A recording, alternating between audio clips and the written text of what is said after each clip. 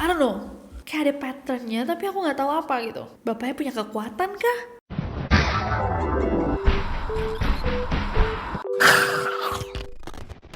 Hey guys, it's Nessie and welcome back to Neror. Apakah udah libur semuanya? Eid Mubarak untuk semua yang merayakan. Dan tenang aja, selama liburan ini, aku dan NCC akan tetap menemani kalian dengan video-video yang seru dan tentunya seram di Neror. Nah, hari ini kita akan membaca cerita horor. Dan kali ini ceritanya Yuda. Yuda ini namanya sudah disamarkan guys katanya. Nah, cerita horornya Yuda ini aku harus kasih kalian trigger warning di awal karena sedikit berhubungan sama kekerasan dan permasalahan Yuda dengan orang tuanya dari masa kecilnya. Yuda tuh cerita tentang bapaknya yang pribadinya sangat-sangat keras. Dan Yuda ngerasanya kayak dia tuh selalu absen gitu dari kehidupan Yuda. Masalahnya dia ada, fisiknya ada, dia selalu ada, tapi dia nggak benar-benar ada. Gimana tuh maksudnya dan rahasia apa yang selama ini disimpannya? Langsung aja ya, aku ceritain. Tapi sebelum masuk ke ceritanya, masih berhubungan sama cerita horor, siapa yang gak sabar buat nonton film horor di libur lebaran tahun ini? Aku. Tapi nonton pas libur lebaran itu udah kayak ritual tahunan guys untuk aku. Sama gak sama kalian? Mau itu nonton film horor atau film-film lainnya bareng sama keluarga, sepupu, adik, kakak. Ngebayanginnya bikin jadi tambah gak sabar. Buat kalian yang punya rencana nonton, cobain deh beli tiketnya pakai aplikasi GoPay. Karena mau beli tiket di 21, Cinepolis, atau CGV, semuanya bisa di satu aplikasi. Super praktis, jadi gak perlu download lagi. Dan lebih hemat lagi, karena gratis biaya admin, plus bisa dapet cashback tambahan sampai 25.000. Beneran jadi lebih murah loh. Pas banget untuk kalian yang mau nobar sama papa mama, kakak, adik, om, tante, sepupu, keponakan, mertua, buyut, canggah, anak, tetangga, bapaknya tetangga, ibunya tetangga, kakeknya tetangga, neneknya tetangga. Oh, pas lebaran besok. Sounds good? I agree. Ya udah, sebelum nonton horor, kita nonton Neror. Kita lanjut lagi ceritanya Yuda. So without any further ado, stop senyum-senyum, cause shit's about to go down. Sebelum masuk ceritanya, Yuda cerita bahwa dia itu tumbuh di Tangerang Selatan. Coba ada neroris Tangsel nggak yang nonton? Komen di bawah. Dan dia tuh anak satu-satunya dari pasangan Gina dan Suro. Jadi ibunya bernama Gina dan bapaknya bernama Suro. Katanya Yuda, nama bapaknya itu diberikan karena bapaknya lahir tepat pada tanggal 1 Suro. Itu di penanggalan Jawa kalau kalian nggak tahu. Nah, kalau misalkan biasanya anak-anak tunggal itu dimanja, Yuda itu dari kecil guys hidupnya penuh banget sama aturan. Bukan cuma aturan-aturan normal yang biasanya ada di setiap keluarga. Kayak kalau makan kakinya di bawah, cuci tangan sebelum makan, mainannya dirapiin setelah bermain. Tapi kalau Yuda ngerasa bahwa semua aspek dalam kehidupannya itu diatur sama bapaknya. Dari cara bicaranya harus begini, cara makan tidak boleh begitu, baju tuh harus warna tertentu untuk hari-hari tertentu, nada suaranya gak boleh tinggi, sampai cara menoleh atau menengok aja diatur sama bapaknya. Atas alasan apa, Yuda juga gak tahu. Cuma dia ngerasa kayak bapaknya tuh selalu paranoid. Kayak kalau misalkan ada yang salah dalam kehidupan mereka, akan terjadi semacam bencana. Nah, yang mengerikan adalah kalau Yuda nggak sengaja salah, dia bukan cuma akan ditegur, tapi juga akan didisiplinkan. Terkadang menggunakan kekerasan fisik. Kalau dia bertanya kenapa sih memangnya, dia akan diteriakin, dibilang durhaka. Ibunya Yuda sendiri juga tidak bisa membelanya. Tapi somehow guys, bapak dengan 1000 aturannya masih membuat Yuda itu ngerasa bahwa sosok bapak tidak pernah benar-benar ada di kehidupannya. Selain itu tadi, untuk memberikan batasan-batasan keras. Tapi kalau nggak ada keperluan, bapaknya tuh selalu diam. Tidak pernah menanyakan kabarnya, perasaannya, progres sekolahnya, teman-temannya, atau masalah yang mungkin Yuda sedang hadapi. Fisiknya selalu ada, tapi terkadang dia tuh hanya diam. Duduk diam, memandang sambil diam.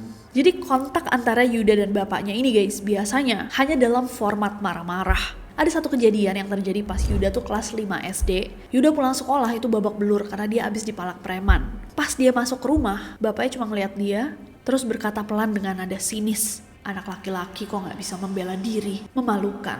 Perkataannya membuat Yuda sangat-sangat sedih. Bahkan di posisi di mana dia merasa lemah, bapaknya pun tetap tidak ada untuk dia. Yuda merasa bahwa dia gak punya bapak yang bisa diajak bicara atau berdiskusi, terlebih lagi curhat. Mungkin kalian berpikiran bahwa setidaknya nih ya, Yuda masih punya ibunya. Tapi kata Yuda guys, ibunya tuh juga selalu terlihat tertekan. Ia pun seringkali menjadi samsak emosi dari bapaknya. Dan karena bapak sama ibunya Yuda tuh umurnya terpaut jauh banget, di mata Yuda ibunya tuh selalu terlihat tidak berdaya. Jadi Yuda juga gak mau nambahin bebannya. Dan suatu hari saat Yuda masih SMP, ibunya Yuda pergi dari rumah. Tanpa berkata apa-apa dia pergi, meninggalkan Yuda dan bapaknya. Tapi Yuda gak marah guys. Dia bilang dia tidak menyalahkan ibunya untuk pergi dari situasi seperti itu. Tapi ya itu meninggalkan Yuda hanya berdua dengan bapaknya di rumah. Yuda dan bapaknya menjalani hari-hari seperti biasa tanpa ngomong. Dan Yuda yang sudah terbiasa nih guys mandiri, ngerasa gak terlalu beda beratnya tekanan kehidupan setelah atau sebelum ibunya pergi. Yuda tuh juga tersadarkan bahwa selama ini ibunya tuh mengajari segala macam. Dengan telaten mengajari Yuda memasak, membersihkan rumah, dan lain-lain agar Yuda bisa bertahan hidup sendiri dengan atau tanpa dirinya. Dan begitulah kehidupan Yuda saat dia masih sekolah. Nah, Yuda ingat menjelang lulus SMA, Yuda tuh pernah berantem besar banget sama bapaknya. Jadi Yuda tuh bilang sama bapaknya bahwa dia pingin banget ngambil jurusan kriminologi. Karena dia memang tertarik dengan criminal behavior, psikologi, hukum, kejahatan. Tapi bapaknya tidak setuju. Bapak bilang bahwa Yuda harus kuliah jurusan teknik sipil. Dia bilang sama Yuda, nggak ada jurusan-jurusan lain. Kamu cuma boleh ambil teknik sipil, biar masa depanmu terjamin. Yuda sempat membantah, tapi bapaknya kemudian membalas dengan nada yang lebih tinggi. Dia bilang pada Yuda bahwa hidup itu keras, tidak bisa diatur dengan hanya perasaan. Dia juga mengatakan bahwa generasi sekarang itu lembek. Di zaman dia muda, orang akan melakukan apapun untuk bertahan hidup. Dia bilang, orang seperti saya, hidup dengan setengah jiwa pun saya lebih pilih daripada harus mati. Lemah kamu Yuda, seperti ibu kamu, hanya bisa menyerah jika hidup sedang sulit. Setelah mendengar kata-kata tajam itu, pertama kalinya di hidup, Yuda merasa muak dan cukup. Setelah lulus SMA, dia memutuskan untuk tidak kuliah sama sekali. Yang dia inginkan hanyalah untuk pergi dari rumah itu. Di pikirannya adalah kalau misalkan kita ada di lingkungan yang buruk untuk kita, hal terbaik yang bisa kita lakukan adalah menjauh. Ini menjadi keputusan paling besar dalam hidupnya. Dia pergi tanpa memberitahu siapapun. Dia ganti nomornya, blok semua orang yang dia kenal, dan dia pindah ke Jakarta Timur. Dia tinggal di sebuah kos kecil yang dia bayar dengan uang yang sudah dia kumpulkan selama ini. Kemudian dia mendapatkan kerja sebagai penjaga dari toko board game. Jam kerjanya cukup panjang, dari jam 11 siang sampai jam 9 malam. Tapi pekerjaannya gak terlalu berat. Dia hanya harus melayani pembeli, menghitung dan memastikan ketersediaan stok. Tapi karena jam kerjanya kayak gitu, kebayangkan guys, kayak pola tidurnya dia ancoer banget. Jadi dia biasanya baru tidur nih pada subuh-subuh. Tapi kalau kata Yuda, walaupun jam tidurnya berantakan, ini pertama kalinya di hidup dia ngerasa tenang. Gak ada yang mengatur cara makannya, mengoreksi cara bicaranya, memberitahu baju apa yang harus dikenakan pada hari itu. Dan yang paling penting, tidak ada suara memekakan telinga yang harus ia dengar sehari-hari.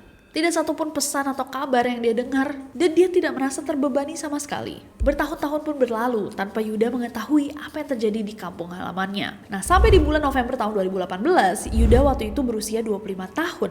Dapat kabar guys dari tetangganya di Tangsel. Tetangganya ini nggak sengaja ketemu sama Yuda di jalan. Kaget kan? Karena Yuda semua kontaknya udah hilang. Terus bilang, "Yud, kamu gak pulang lihat bapak kamu?"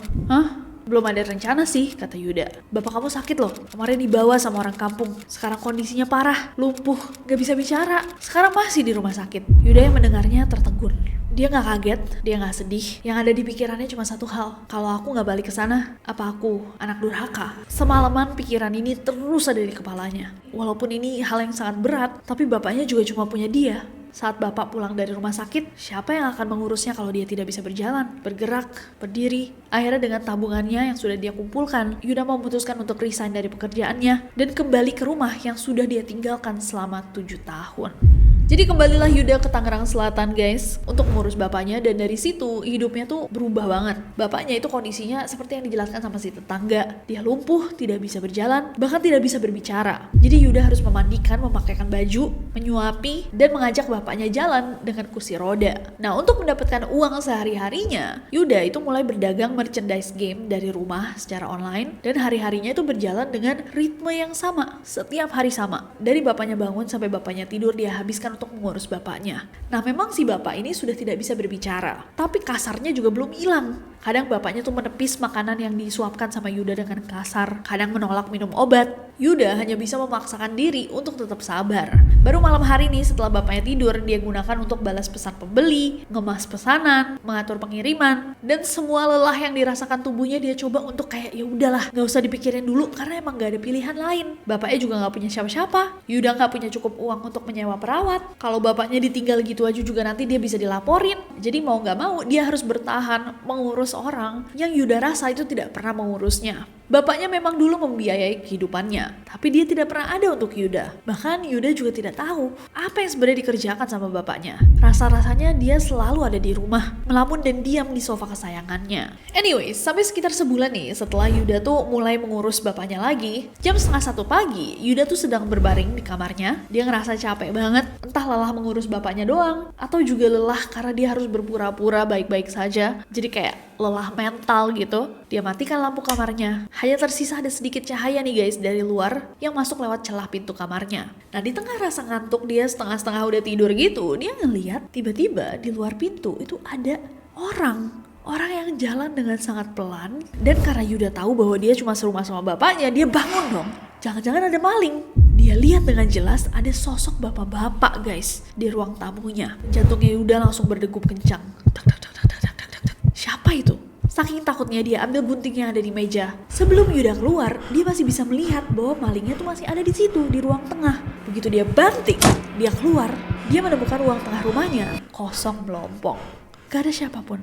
Yuda mencoba untuk berpikir-pikir, salah ngeliat gak sih? Tapi dia dengan jelas mendengar ada suara langkah seseorang. Dia melihat orang itu tadi ada di ruang tengah, seakan hendak duduk di sofa. Tapi ternyata gak ada siapa-siapa.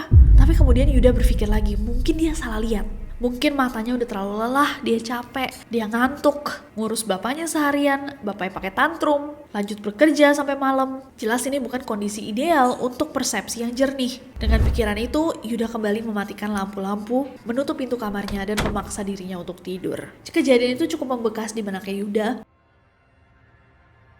Tapi ya udah, hari-hari kemudian berlalu tanpa ada aneh-aneh lagi. Sampai sekitar 3 bulan. Jadi suatu hari Yuda tuh sedang memandikan bapaknya, terus dia ngeliat di lengannya itu ada semacam lebam guys, memar gitu. Nah Yuda tuh berpikir, kan bapaknya kerjaannya nih sehari-hari cuma tiduran doang, ini memar dari mana? Walaupun emang gak terlalu besar, akhirnya Yuda tuh berpikiran, udah deh bawa ke dokter aja buat tanya. Soalnya bapaknya ditanya kan juga gak bisa jawab. Nah rencana untuk membawa bapak ke dokter itu sempat tertunda guys. Tapi karena setiap hari Yuda ngeliat bahwa memar itu semakin besar, akhirnya suatu hari dia putuskan, udah deh hari ini aja ke dokter. Saat dibawa ke dokter, dokter mengatakan bahwa itu adalah purpura.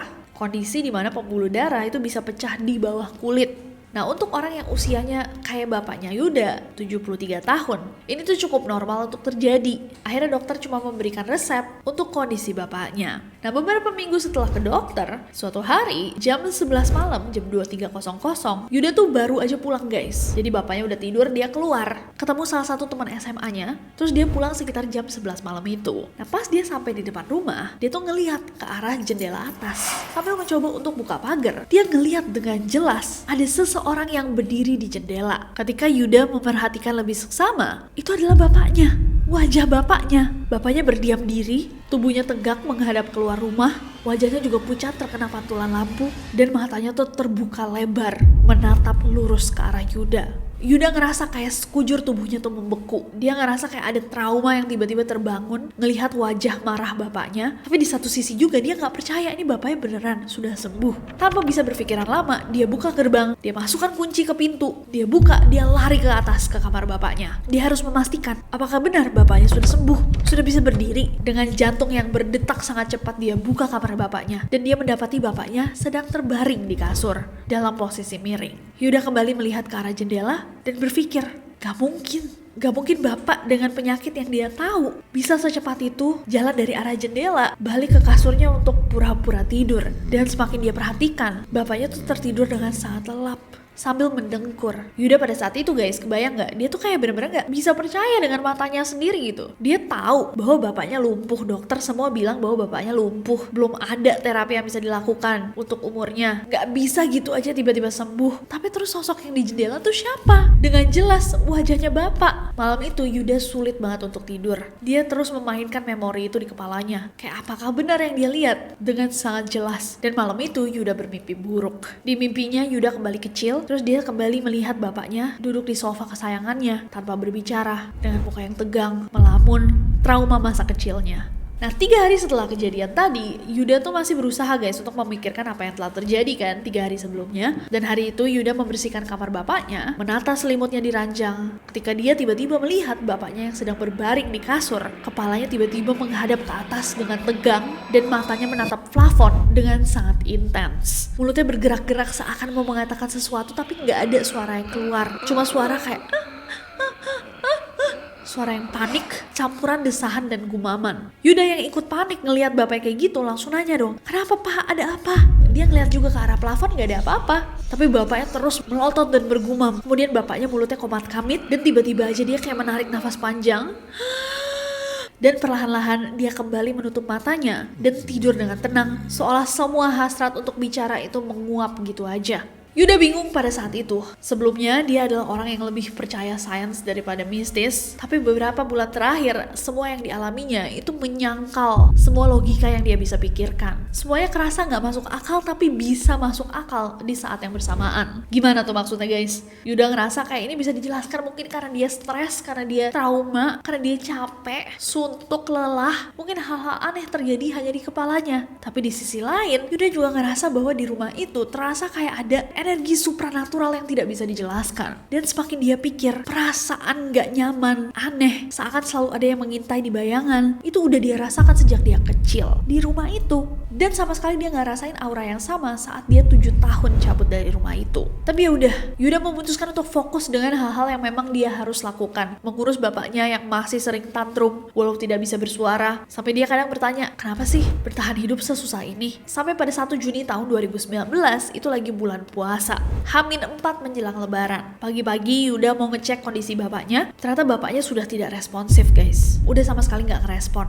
Dan Yuda memanggilnya berkali-kali, "Bapak, Bapak." Dia sama sekali tidak menjawab. Bapaknya meninggal dunia dengan kondisi memar di tangannya itu udah hampir seluruh lengannya guys. Memar yang udah diobatin sama Yuda berbulan-bulan, tapi mau dikasih obat apapun itu gak bisa hilang. Dan semakin lama semakin menjalar. Akhirnya hari itu dengan bantuan para tetangga, jasadnya bapak diurus, kemudian dimakamkan. Anehnya di hari itu, Yuda tidak merasa sedih sama sekali. Dia bahkan tidak menangis ketika bapaknya dikebumikan. Dia gak merasa sedih, malah ada rasa semacam lega yang dia rasakan. Tapi setelah dia ngerasain itu, dia juga sedikit merasa bersalah. Seakan dia lagi-lagi adalah anak durhaka. Tapi pemakaman berjalan seperti seharusnya. Kemudian Yuda pulang ke rumahnya dan kamar bapaknya yang biasanya dipenuhi dengan rutinitasnya sekarang sunyi, tidak berpenghuni, tidak ada gumaman, tidak ada tantrum. Yuda duduk di ruang tamunya. Dia menatap barang-barang bapaknya yang selama ini sudah ada di rumah itu, dan semua benda ini dia rasa sekarang tanpa fungsi, tidak ada lagi fungsinya. Hanya mengingatkannya pada satu hal, bahwa selama ini dia hidup untuk orang lain, tapi sekarang dia bisa hidup untuk dirinya sendiri. Sekitar seminggu setelah pemakaman, Yuda masih beres-beres rumah dan dia tuh duduk suatu malam di sofa yang ada di ruang tamu. Dia mencoba untuk mengatur nafas dan menenangkan diri. Setelah hari itu, dia rapi-rapi dan melihat foto-foto lama, bahkan foto-foto bapak dan ibu sebelum dia ada. Tiba-tiba Yuda tuh ngerasa kayak ada sensasi dingin guys, dingin yang luar biasa dingin, yang gak terlalu normal dirasakan di Tangerang Selatan. Aneh untuk anak Tangsel. Dinginnya membuat Yuda memeluk dirinya sendiri kayak. Dan dia ngerasain tubuhnya kok semakin lama semakin berat. Kayak kerasa hampir tenggelam di sofa 1-seater itu. Matanya sudah hampir tertutup ketika tiba-tiba ada suara teriakan kencang banget di telinganya. "Berdiri!" Suara bapaknya. Yuda langsung loncat berdiri di kakinya. Nafasnya terengah-engah. Dia teringat itu suara dan nada yang sama yang selalu digunakan bapaknya saat memarahinya pas dia kecil. Yuda berpikir bahwa mungkin dia belum benar-benar sembuh walaupun dia memaksakan diri untuk baik-baik saja. Itu bukan satu-satunya pengalaman aneh yang dirasakan Yuda di dalam rumah itu setelah bapaknya meninggal. Awalnya Yuda merasa bahwa ada bayangan-bayangan aneh yang kerap muncul, atau mungkin itu adalah cahaya yang memantul dari luar. Tapi semakin lama semakin jelas. Bahkan suatu malam ketika dia lagi membereskan pesanan merchandise-nya di ruang tamu, matanya menangkap sesuatu di ujung ruangan. Dan ketika dia menolehkan kepalanya ke sana, dia ngeliat sosok yang tidak bisa dia percaya. Bapaknya. Tapi wajahnya sudah berbeda. Lebih pucat, kulitnya kendor, dan berlendir di beberapa bagian. Tangannya mengepal, matanya kosong menatap lurus, dan mulutnya menganga lebar. Yuda pada saat itu langsung menutup matanya. Dia berdoa, mencoba untuk meyakinkan dirinya bahwa itu mustahil. Ini cuma trik matanya doang. Pasti ini halusinasi. Dan ketika dia membuka matanya lagi, sosok itu udah tidak ada. Dan di hari-hari berikutnya dia kerap melihat sosok yang sama. Di tempat yang berbeda-beda. Di ruang tamu, di kamar, di dapur. Tapi setiap kali Yuda melihat sosok itu semakin terlihat rusak. Kulit wajahnya hijau kehitaman, terlihat ada pola uratnya yang berwarna ungu. Semakin lama kulitnya juga mulai mengelupas di bagian pipi kirinya, sampai daging pun terlihat. Di pertemuan berikutnya cairan hitam mulai menetes dari hidungnya, kemudian dari mulutnya. Matanya juga semakin lama semakin cekung, semakin lama semakin dalam, semakin memperlihatkan bola matanya. Bibirnya juga menyusut, menampakkan gigi yang kuning kecoklatan. Yuda tuh gak tahu harus cerita sama siapa, karena dia juga takut kalau dia cerita, dia bakal dipikir gila. Dan sebenarnya Yuda udah pingin banget meninggalkan rumah itu. Tapi dia harus mengurus semua administrasinya. Kalau misalkan memang harus rumahnya dijual, dia harus ada menunggu pembeli. Dan untuk menyewa tempat lain, dia masih belum punya cukup uang. Ya walaupun dia takut banget di rumah itu dan terus-menerus melihat sosok yang tadi, lebih menakutkan untuk dia pergi dari rumah itu tanpa uang. Jadi mau gak mau ya udah, dia hadapi ketakutannya di dalam rumah itu. Sekitar 2 bulan setelah bapaknya meninggal, Yuda memutuskan untuk membereskan guys barang-barang, terutama barang-barang di dalam kamar bapaknya, menyotir kira-kira mana yang harus dibuang dan bisa dijual. Nah saat ngeberesin lemari bapaknya, di bagian paling bawah, Yuda tuh menemukan ada sebuah buku catatan. Kelihatan banget bahwa buku catatannya ini udah ada lama banget, udah tua, soalnya kertasnya tuh udah menguning. Nah Yuda baca isinya, ternyata catatan-catatan bapaknya tuh dalam bahasa Jawa. Nah yang menarik banget untuk Yuda adalah ada hal-hal yang terus-menerus ditulis di halaman yang berbeda-beda tapi isinya sama. Isinya adalah semacam daftar, ditulis dalam bahasa Jawa berkali-kali berulang-ulang. Di sini Yuda menuliskan terjemahan campuran sama bahasa Jawanya dari catatan yang berulang-ulang itu. Karena beberapa dia juga nggak tahu artinya apa. Listnya seperti ini. Bapak bilang harus didik dengan aturan. Jangan bandel, laki-laki tidak boleh lembek, yang lembek tidak bisa bertahan dan kuasai tubuh sepenuhnya. Ngerogoh sukmo tidak sama dengan ngelemu sukmo. Tubuh tidak sama dengan hanya daging, ada bagian yang harus disisihkan kalau mau kuat. Langkah, duduk menghadap barat, tarik napas 3 kali. Jika tubuh terasa berat, kunci di belakang, jangan biarkan yang kedua makan. Kalau badan dingin padahal nggak hujan, berarti dia keluar. Kalau dilepas, badan capek, pikiran rusak, yang bergerak di malam hari harus dikontrol. Sangkan paraning dumadi.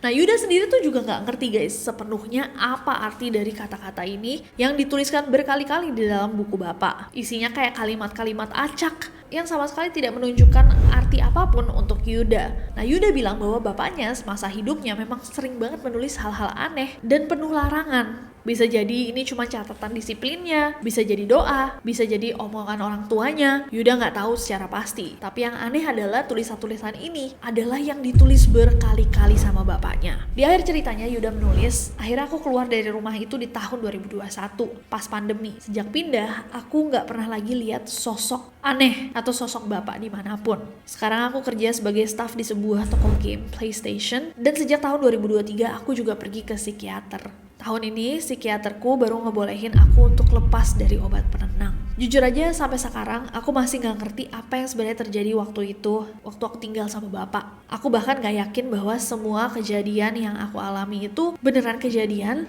atau efek dari stres, tekanan, dan pikiran aku sendiri karena bertahun-tahun hidup di situ dengan segala trauma. Makanya aku kirim cerita ini. Bukan karena aku yakin ini cerita horor, tapi justru karena buat aku sampai hari ini, yang aku alami tuh gak masuk akal. Dan aku masih belum bisa memecahkan teka-tekinya. Kalau ada, terserah mau percaya atau enggak. Karena jujur, aku sendiri saja masih sulit untuk percaya.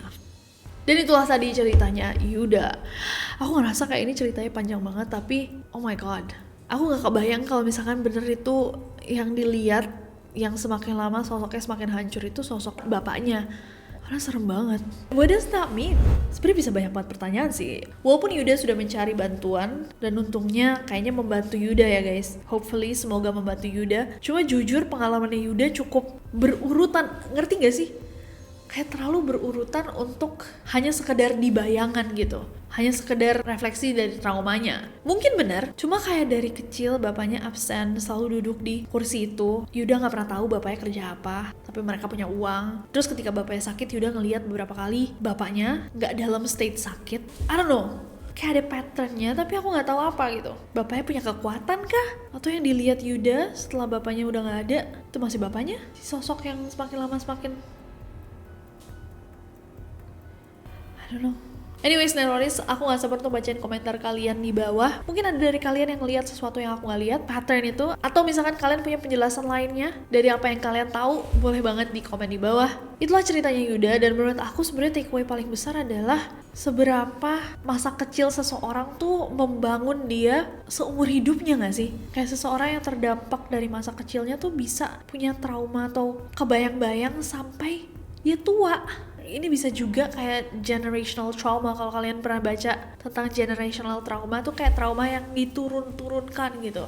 Kayak bapaknya mungkin juga mengalami hal serupa dengan ayahnya or what. Tapi kasihan banget anak-anak yang harus melalui hal-hal seperti itu. Semoga Yuda dan orang-orang yang punya pengalaman sama bisa mematahkan generational trauma. Terima kasih Neroris yang sudah menonton. Stay safe. Selamat berlibur untuk yang berlibur. Selamat makan yang enak-enak. Selamat bertemu dengan orang-orang tercinta. Dan aku gak sabar untuk ketemu kalian lagi di video berikutnya. Jadi jangan lupa subscribe and I'll see you guys.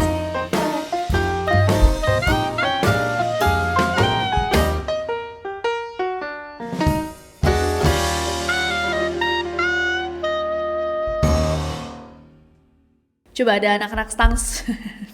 Coba ada anak-anak masa? Iya. Oh iya udah. Aku kayak nggak tahu siapapun. Yud, kamu nggak tahu? Yud, kamu nggak pulang nggak ngeliat? Kenapa jadi Jawa dia? Yud, kamu nggak pulang ngeliat bapakmu? Masih Jawa. Sorry.